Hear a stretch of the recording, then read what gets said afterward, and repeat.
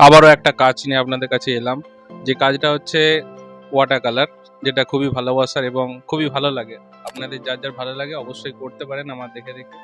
আর চাইলে আমি রেফারেন্স ফটোটা আপনাদেরকে শেয়ার করে দিতে পারবো।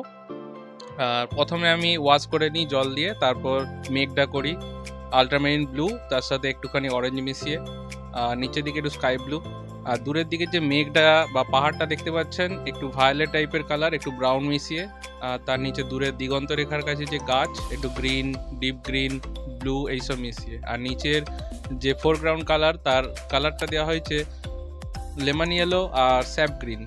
এবার তার সাথে কালার টোন দিয়ে ডার্ক অ্যান্ড লাইট করে ব্লু, ক্রিমশন এইসব দিয়ে ডার্ক অ্যান্ড লাইট করে শেষে পেজ শুকিয়ে যাওয়ার পর তাল গাছটা করি।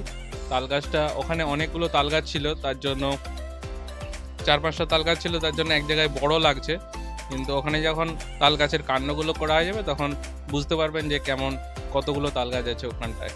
নিচে নিচে দুটো ছিল আর ওই পাশের দিকে একটা বড় ছিল। কেমন লাগছে অবশ্যই জানাবেন।